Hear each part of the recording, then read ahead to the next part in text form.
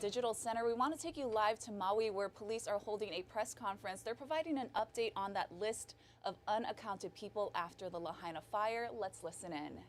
We created a process 4 weeks ago, and we talked about trusting the process. And so for those that don't understand what we meant by that, it was the process referenced the unaccounted, and to get us to a point that we would understand the size and scope of the situation we were in. We had a whole bunch of data sources that poured in, and we had well over 3,000 names that came in from a variety of places. And over the past 4 weeks, with thousands of hours from the FBI as well as our task force at the Mint, we've been able to reduce it from 388, 385 to 66 to now 31. And what's important about the 31 and why this is key is every single one of those names has an MPD missing person report associated with it. Because of the MPD reports, yesterday we recovered 2 additional individuals because we had actionable intelligence in a police report. As we brief out, I'm going to let you know the numbers of 115 has changed, and I'm going to have the medical science and the forensics explain why that is. What's extremely important is that we have identified 74 individuals, and we have another 31 on our list. The process moving forward will be on Fridays, depending on give or take if there's a holiday or there's a factor, but toward the end of the week, MPD will be releasing the list moving forward with the names like we have for the foreseeable future. If you have a loved one that is missing because of the fire event, and I stress that because it's for the fire event. We'll continue to take missing persons reports for other things, but for the fire event, please, we'll have the information available. We need you to do the MPD report. The number that we're using moving forward right now is we have 97, not 115, and they will explain why that is. We don't just have a couple folks that are here today that have been working on this. I think it's really important that folks understand this. So the medical examiner that MPD hired, and we were going to get him this month, but Dr. Jeremy Stoopnagel, when he came to us, he came with more experience than even I knew at the time, but he worked on 9/11 cases in New York for the time he was there. They're still doing cases. They just identified 2 more people, and he worked there for over 10 years. And so we're using reports from New York City that were used. We're contacting from Pennsylvania when Flight 93 went down. We're looking at all the data points we can to make this the best, most concrete investigation and process we have. And so Dr. John Bird, he's in charge for the federal government in recovering with anthropology and science POWs and MIAs that this nation's lost.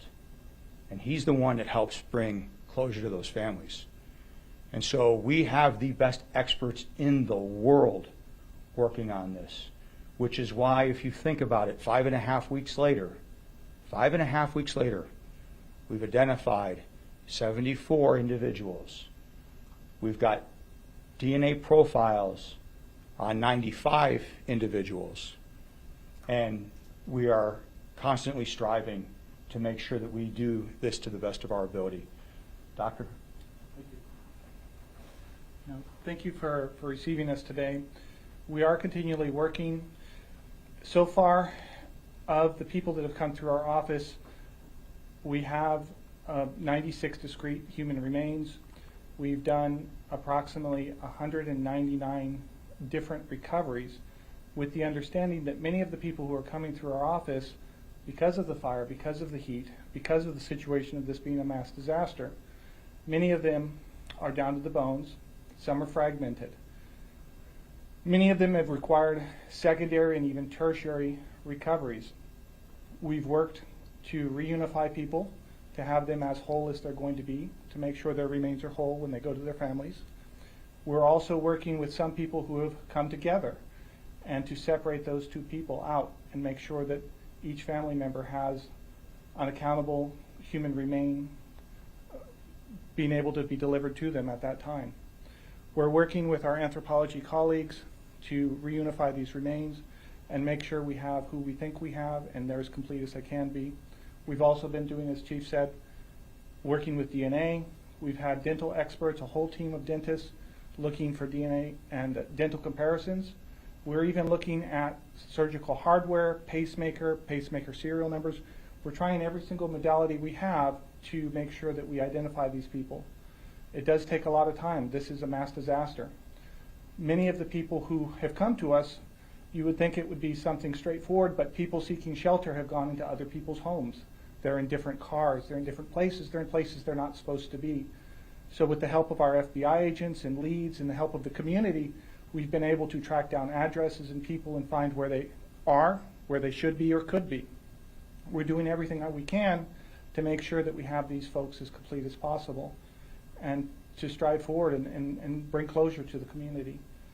Thank you for having us here, and thank you for receiving our information. Hi, I'm John Bird. I'm with the Department of Defense, and we're here through FEMA to support Chief Pelletier and Dr. Stucknagel through this process as long as it takes to get a satisfactory conclusion to the work. We've been doing search and recovery operations down in Lahaina for about a month now. You may recall we had in a lot of teams with dogs, and we went through a lot of different types of searches. We're kind of the final type of search. We go through very carefully, kind of the fine-tooth comb approach, and we've been ensuring that where we do find remains, that all of the remains get recovered and brought to the forensic center so that they'll go home to their family. We've also been following leads that come from those missing person reports that the chief talked about. And the information in the missing persons reports has been used by us to go out back down to Lahaina and search specific locations to try to find the remains of the persons that are believed to be still there. And we've had a fair bit of success with that. And so those missing persons reports are extremely important for us to reach finality on these searches for our missing persons. We're very honored and pleased to be here to help the people of Maui. Most of us are from Oahu.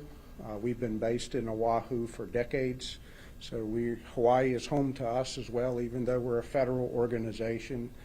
And we hope that we can help as much as possible and bring this to a successful close. Thank you. Now we're going to open it up for questions. I think we're going to do 2 each. But before we do that, I think what's really important and what's really key, we talked about doing it fast or doing it right. We have to do it right. And I think with what we're seeing right now, for the first time, we have a clear picture of what we have.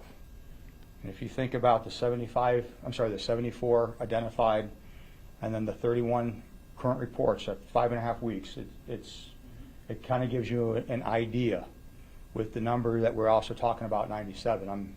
I'm not giving you exactly where we're at when this is all done. I can't do that, but I think for the first time, we now have a clear picture of what exactly this is.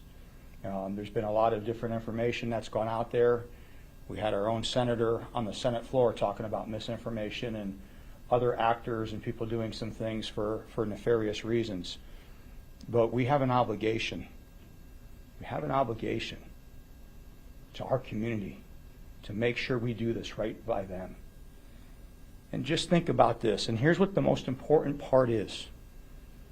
For the very first time we discussed today, for the very first time, we legitimately have a chance. We legitimately have a chance to identify every single person we lost and to reunite them with their family. And so in the midst of all this tragedy, there's a little ray of hope right there. And so that really is incredible. It really is amazing. So I know that my PIO, Alana, is going to help with the questions.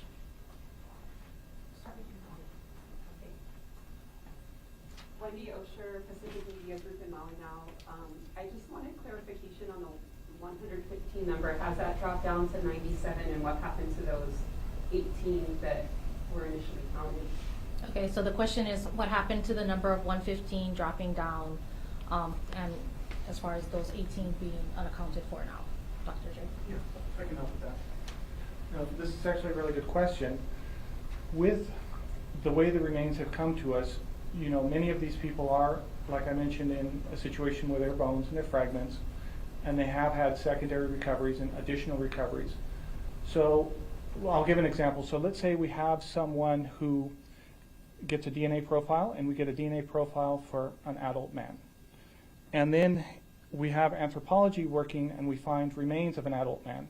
That may be counted initially as 2 people, but as we find out that the DNA profile matches the bones we have, it consolidates to 1. So we've had a lot of consolidation of the cases in that kind of situation. A clarification and Yes. a question. Thank you, Yes. Chief, for the 97. A slide said something about 95, and you said 96. Can you clear up what those different 90s mean? Yeah, so the 95 are the DNA profiles. However, even those we're combing through and making sure they're not duplicates. At the moment, we believe the 95 are 95 distinct DNA profiles for distinct human beings. But we are going to continue to comb through this data and recomb and recomb and recomb. This morning, we combed through the data 3 more times before we met with you. It's a fluid number. All of these numbers are fluid. But we're getting you the very best data we have in this moment in time. Thank you for that clarification. You're welcome. And my question would be, how many parents have submitted on behalf of children? How many minors are on the list? Can you give us a sense of any minors? Okay, so the question is how many minors we have on the official unaccounted for list, correct? Or among the DNA, if you know that the DNA is a child. I don't have a specific number. I haven't looked at that specific number. I know we have a few minors, but I haven't looked at that specific number. I don't have one for you at this time. Among DNA. And then on the I don't have it. list, is there, or on missing list? So on the unidentified, I know we for sure have one. I know that we've made some notifications, and then we also have some that we have not yet made some notifications on. So we're still going through that, but we're going to release the list, and if there's an M minor on it, so you'll have that today, and it'll be very clear on the open cases specifically. Every name will have, and then instead of the asterisk, because there's no longer an FBI report with an MPD, they're all MPD reports, we've designated the M. Okay? And the numbers seem to be at this point sort of gelling between DNA and missing. Correct. And so the number 95 referred to the DNA. 96 of the 97 were processed in part through the Mint or the morgue here. And we had 1 death that we know was related to the fire that passed away on Oahu. So that's why that's the difference in those.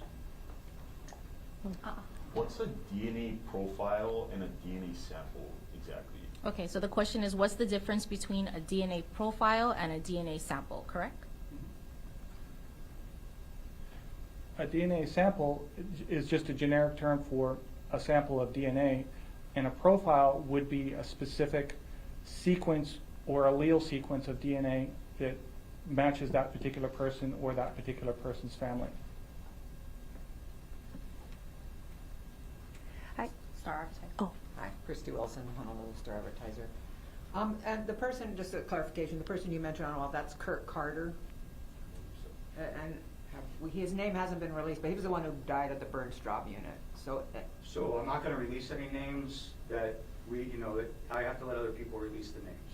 okay, but they did. The Honolulu Examiner released his name like a month ago. So I mean, I'm trying to figure out, is he included in the total that we've been using, or is he not? Okay, so That was the clarification. question is to clarify if a Mr. Kurt Carter. Carter. The man, you referred to a man who died on Oahu. was the one that Yeah. And Dr. Are we Jeremy. including him in the total now? Or Okay, so you're just asking if that individual, Yeah. which the Honolulu Medical Examiner's Office released, is Right. being tallied into our Right. count, correct? Right. Okay. So that is the name, but just hear me out on this, and this is why this is important. There was a family that had gone to the media and said that our loved one had passed away. We just this week were able to confirm that, although that story came out 4 weeks ago. I don't want to be in a rush, and if a different medical examiner made some pronunciations, we have to be careful. But I'm not saying on this particular one, I'm just saying as we move forward, we got to be really cognizant. Just because somebody says somebody is somebody, or just because they say they're related, we have to do our due diligence. And so we're trying to be as thorough as we can. And hence some of the time it takes, because we've got one chance to get a notification right. But is he included in the total again? Ma'am, I thought I'm pretty sure I said yes. I'm Okay. pretty sure I said that. Did I? Okay. There was never did- made Okay. clear because we haven't released his name yet. But Chelsea? sorry. Okay. Just piggybacking on Gina's question, because there's been limited information, and obviously I understand to protect the integrity of the investigation, but there's been theories going around, specifically with the children, because school was canceled that day because of the winds, and so people have been asking us concerns about latchkey children. Did the parents get there in time? Did the children get out? But if we're going off of the victims list, I think we do see the 7-year-old and then the 14-year-old, and then off that unaccounted for list, there is that M next to 1. So is it safe or accurate to say that there are 3 children out of the lost loved ones, the victims, and the accounted for, or is that number expected to rise? Okay, that was a really Yeah, I long-winded know. question. Sorry. So basically, to summarize, you're asking if the correct count for minors as of now is 3, correct? Okay.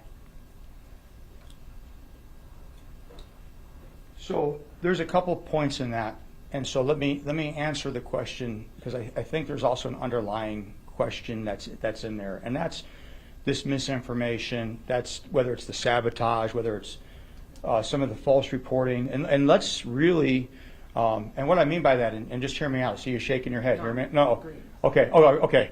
And so we've cleared out 3,200 names. We've cleared out 99%. Now, there's some legitimacy in those, which is the 1%, the 31 that we've got. 99% we've been able to mitigate, find them as accounted. And so when we were talking about horrible misinformation of hundreds of bodies that did not happen washing on shore or different things like that, it didn't happen. We have paid actors, some of them from other governments, as the senator talked about. Folks that believe that the earth is flat and the Holocaust didn't happen, trying to create disinformation. I think the facts speak for themselves for the very first time of what is the size and scope. And so I can't get and give you the official number when this is all said and done. But if you at 5.5 weeks haven't reported the person missing, it's probably not legitimate. And so moving from this day on, the only numbers we will count as unaccounted for will have an MPD, missing persons report, for this. And therein lies the clarity.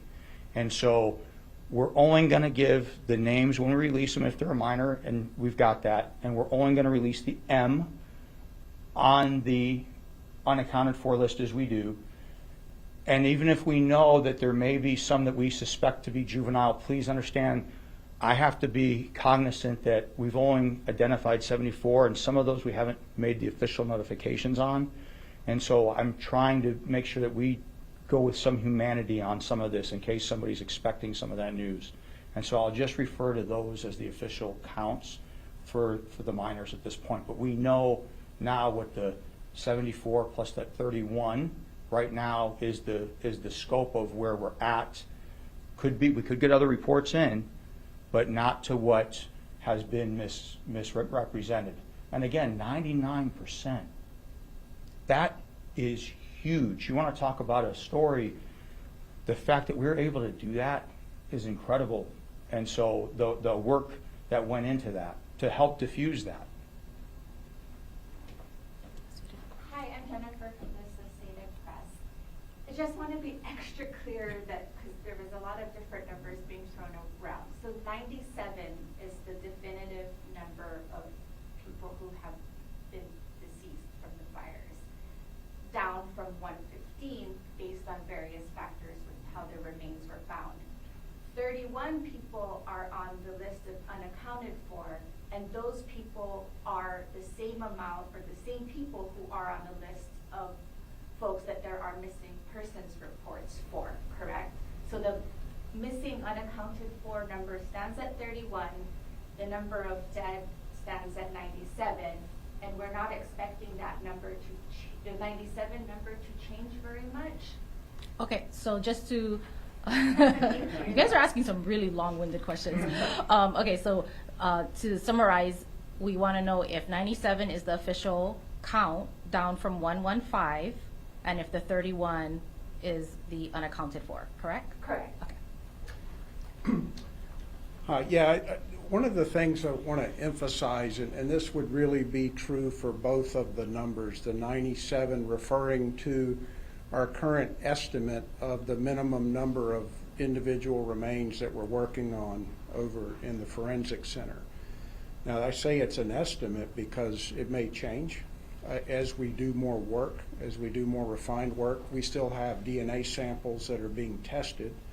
When those results come in, you may find you have another person that you didn't realize you had before. And so 97, take it as an at least, and understand that that number is subject to change as the work is being done very aggressively, and people are working 7 days a week in the forensic center on these cases.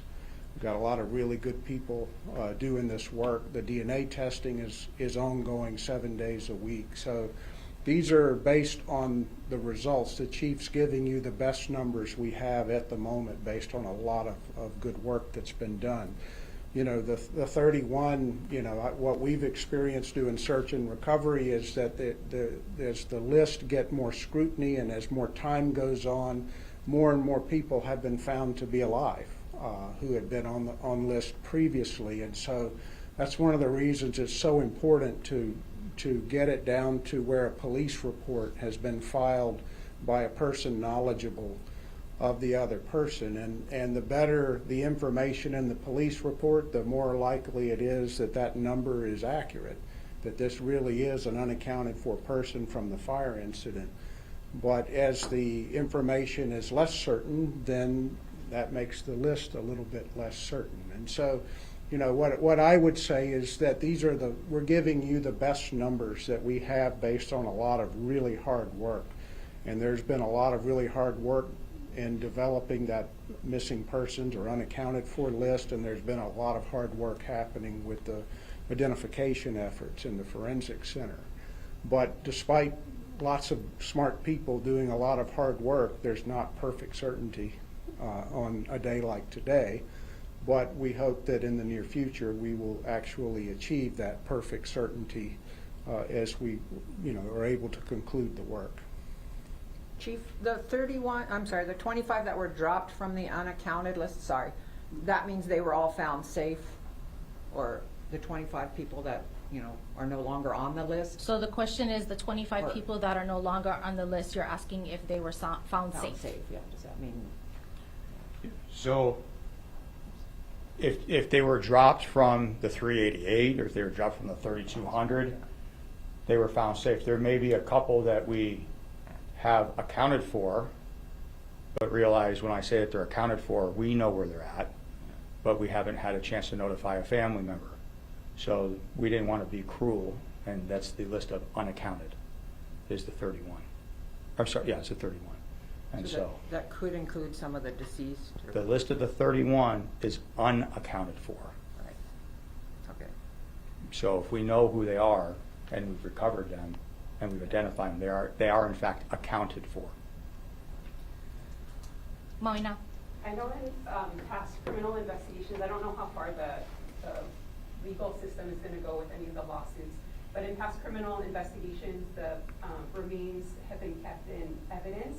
Do you plan on returning the remains to family members, and how long will that process be? Okay, so the question is, with previous criminal investigations, remains are held as evidence. So in this case, is that being treated as such? And if not, when will the remains be delivered to their loved ones, correct? No, we're not planning on holding remains for criminal need, so there's no criminal need for us to hold the remains. So once they've been identified and their remains are as whole as we're going to have them, and the family's been notified, then they can select a funeral home and the remains can be delivered to them. My follow-up question, oh, sorry. I'm just going to follow up on that. We've got over 50, I believe, that we've already released to the family. There's the mortuaries that are here have taken some of them, and Wendy, I actually really do appreciate the question. I think it's a really good question. I think it's very important that people understand this, though. This is not a crime. This is a natural disaster. This is a natural disaster, and that the law enforcement role is in some ways a secondary or even a further down the road role, but because of the investigation and the missing persons component, as well as the coroner's office, MPD has a role. But there's no reason to hold these because there's been no crime committed. These are victims of a horrific fire. Doctor, can you help us understand more about the overlay of the DNA profiles versus the DNA samples? It would appear that you need about 21 samples to eventually match your profiles. Is that right? You have 21 or so profiles without a claimant. Okay, so the question is, how do you go from it being a sample to an actual? I guess I'm asking, where are we at now with how many of your profiles still need a live claimant or a live sample to come forward for them? Okay, so to summarize, how does a DNA sample become a DNA profile become a DNA sample? I think No? there are two different things. I think No? the profile comes from the deceased, the sample comes from the living, so that you can make the match. Okay. And yeah, so if you could explain, how many more people do you need to come forward from your missing list? How many samples do you have from the living who are saying, I have a missing person, 31 people, I have a missing person. But one slide said you have 12 samples, so do you need a couple dozen more people to come forward with samples? On the other hand, for the deceased, will you eventually, if there's a profile that eventually someday has no claimant, has no sample, will you put it through a public database? Are there 23andMe's? Is there some other kind of thing you can try to find them a match somewhere, somehow? I'm not gonna lie, I don't even know how to summarize that, Gina. So as long as Dr. J understood it, I'm gonna let him answer that. You guys are killing me. So let's see if I can go through this. Okay, so we have, as I remember, about 90 DNA samples, 95, somewhere in there. Some of them do not have family reference samples. So what I mean by that is, okay, so first we need to have a sample from the decedent. Some of the samples are difficult to test. In fact, the lab is actively testing about 12 difficult samples right this moment. We're probably going to send them 2 more today, or two more in the near future. So then once we have the decedent sample, we check for the different alleles and make sure we have a match. So those will be the different categories of DNA that we'll check for. It's not a 23andMe. It won't show what kind of person it is. It's basically just a match of different markers in their DNA. Then we have to have the family reference sample to compare it to, because without a family reference sample, we can't compare it to anything, and it just sits there. So if we have somebody who does not have family, or family doesn't come forward, having the DNA sample from the decedent alone will not give us an identification, and there's no other database for us to go to get DNA from, not 23andMe or anything else at this time. And it becomes very, very difficult. So we do need families to come forward and provide DNA samples, especially if they have not received, if they still have an unaccounted for relative and they still are struggling to find that person, they need to step forward and give us a DNA sample if they haven't. And it needs to be direct blood relative, and the closer they are related, the better the sample will be, because the more overlay of DNA there is. You know, a third cousin is not as related to a brother, sister, mother, father. So that's kind of where we are with that, if that answers some of your question. I think it does, and then I guess people would ask, okay, out of your 31 reports, have all 31 given you a DNA sample, or are you still needing to get that from those family members? Yeah, please jump in. Yeah, let me just add a couple of more things of why, for example, we have more remains that we're telling you than we have profiles. One of the reasons is because we determine the number of remains anatomically, and then we take DNA samples, send them to the DNA lab, they return back a result, and those results collectively tell you how many unique profiles you have. So that's kind of the process. But we're also making some identifications dentally. We have dentists working in there 7 days a week. And if we make a dental identification and we didn't have a DNA family reference, it's okay. That identification gets made by the doctor and we move on.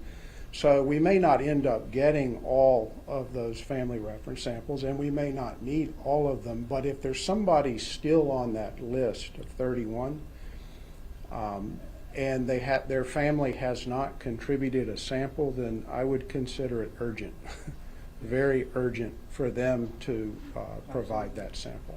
Absolutely. And the DNA question, the questions today really are very good.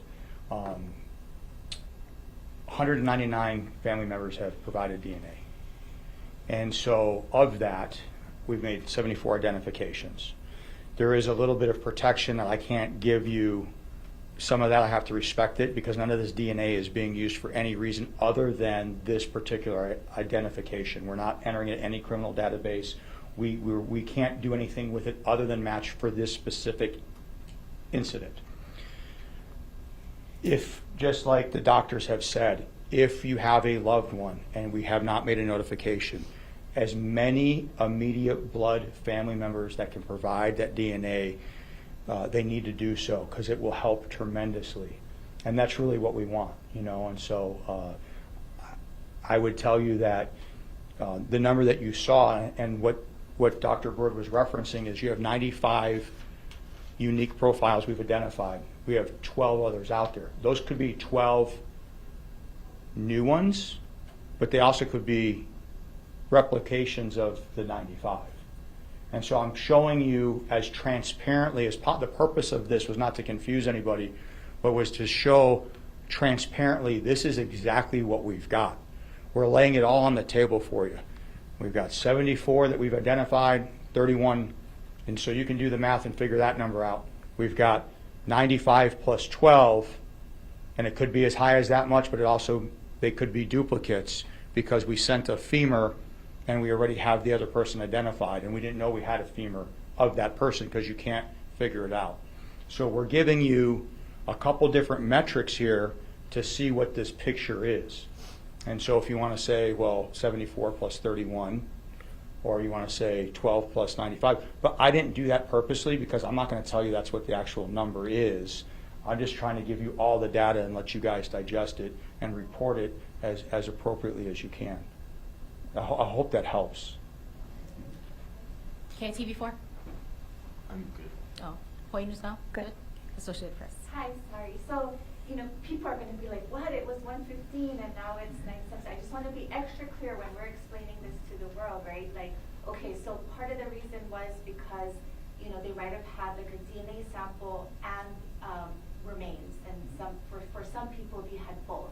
For some people, you didn't have both. And so you guys had to kind of, like, there was some commingling going on, so you had to kind of separate that out. And then, but then for the 95 that you have profiles for, does that mean there's 2 that you just don't have anything for, or there's the 12 factors into that somehow? And then the medical examiner, are you the medical examiner for Maui? Because I thought Maui is coroner through the police chief. So Maui has a medical examiner. Okay, so I'm going to summarize the easiest part of your question, which is who is the coroner versus who is the medical examiner, and then clarification on the numbers one more time as far as the DNA sampling and profiles, correct? And why there's, to just explain why we were at 115 and now. Okay, and how we went from 115 to 97. Okay, correct. Thank you. So the office of the chief of police for this county, as well as the other neighbor island counties, is also the coroner. I'm not a medical examiner. I'm not a doctor, and so am lucky that I was able to hire the best in the business, and we lured them over here. And so that's who does the medical exams. And before we had them, we shared a few with some of the other neighbor islands, and they're the ones that did the different autopsies and things like that.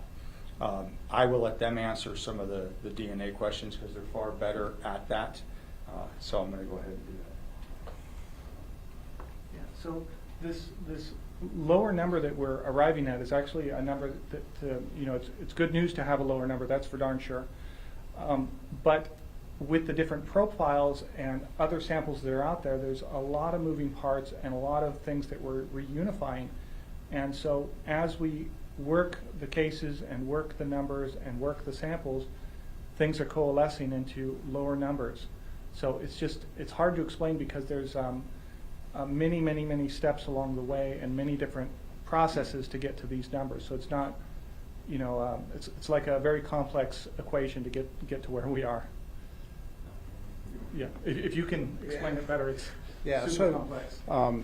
This is not unlike the kind of work we do in our POW MIA mission, where estimating numbers of people that have come into the morgue or to the laboratory for analysis is oftentimes very difficult at first, and then as you do more and more examination, more and more testing, it becomes more and more clear until eventually you settle on the exact right number. I would say we are not at the place where we are settling on the exact right final number. We're not there yet. And some of the complexities involved have to do with the fact that you had many different entities here all helping and collecting and recovering remains from down in the scenes in Lahaina. But different entities might come through, collect remains at different times. They label the bags the way that they label the bags. So you have bags coming into the morgue with different kinds of labels on them. And initially what our anthropologists do is we look at body bags that come in, and we do an initial inventory and we assess how many people are represented there. And when you do the first tally of all those that have come in, the number tends to be too high, because as you begin to do more analysis and examination, you realize that actually you got two bags that were the same person, or you have two bags that were the same two people, but you didn't realize that until you did the work to analyze specifically what you have, and you often get the DNA results back, and the DNA results also inform the process. So I think it is normal and natural that the number starts out a little bit too high on the morgue side and then eventually settles until at some point it's going to be a final accurate number. But I would say we're not quite there yet.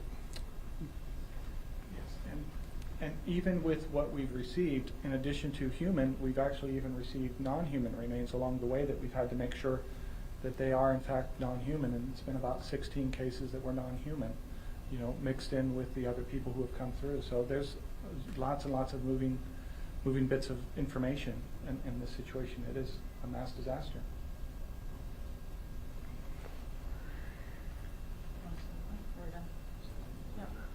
Well, thank you all for coming. Everyone have a safe weekend. Thank you.